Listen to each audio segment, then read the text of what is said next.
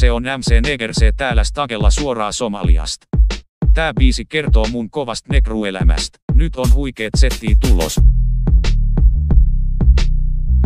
2014. MC Negerse. Oli maanantajaamu, ja äiti heitti kouluun, sen vanhal filaril, ku ei autoakaan sil ollu. Kaikki vaan nauraa, ku istun tarakalla. Koulun isännöitsijäkin tulee hakkaa haravalla, tavaralla, käteen ensimmäiseksi osuvalla. Heittää opettajakin ja sykkii verisuoni ohimolla. Se sanoo, isäs vaatii, että susta tulee ison lääkäri. Miten voisin olla, jos on vaan tyhmä pieni neekeri? Suomalainen yhteiskunta odottaa multa liikaa. Koittaa saada oravan pyörää ja tehdä musta piikaa. Ne ei ymmärrä, ettei mun tarvii tehdä työ. Saadaan niin paljon tuki, ettei tarvi kiristää vyötä. Tiedättekö te suomalaiset et miten paljon me mamut saadaan tuki?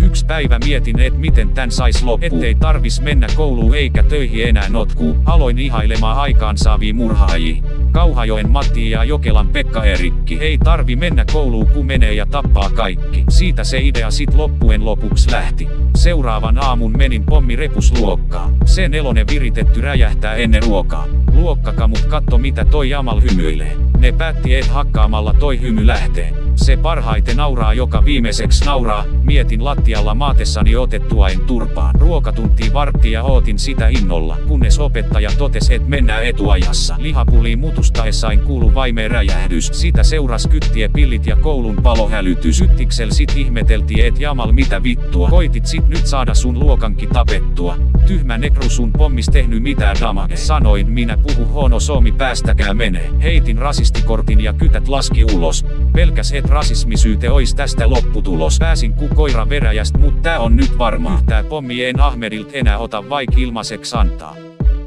Vitun Ahmed saatana.